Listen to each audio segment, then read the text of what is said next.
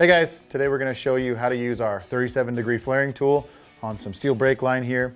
We've got some AN fittings we're going to use today as well. So let's get started. First thing, on the flaring tool, it's got multiple options here for brake line. We're going to be using the smallest here, this 3/16. So you want to loosen this up here, and it actually locks into these divots here on the side. So we'll loosen that up and slide the brake line in. And with the brake line, you're going to want to actually open that up a little bit. You're going to want to set it about even with the top of the die. That's going to give you a pretty standard size flare. If you need a little bit larger OD on the flare, you'll want to push the brake line out above this top surface here a little bit. If you need a little bit less of an OD, just do the reverse and drop it down below that top surface. So for here, we'll go ahead and do a standard size flare. You'll center that up and tighten this down. And this is actually what tightens the line into the die. It's like so.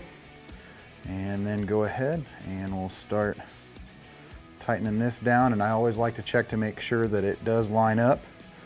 It looks like it's doing a pretty good job here as well. So from there, just go ahead, tighten it down, just like so. And you can go ahead and back it off. And one thing to note too, normally you'll want to put your tube nut and sleeve onto the brake line first.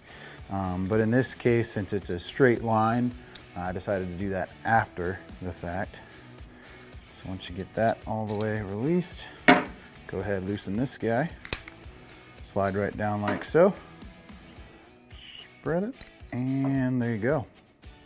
So you got a nice 37-degree flare on the end there. What you do next, you want to go ahead and put your tube sleeve on, and then your tube nut, and that'll get you your end there. And then from there, you can go ahead and do the other end. Now with the other end, you want to go ahead and slide your tube nut on first, because it goes over your sleeve. Slide your sleeve on. And you want to make sure when you slide your sleeve on that you get the flared side of that sleeve, so it's actually going to be pushing against the flare when you get it on there. And from there, go ahead and put it back in the die.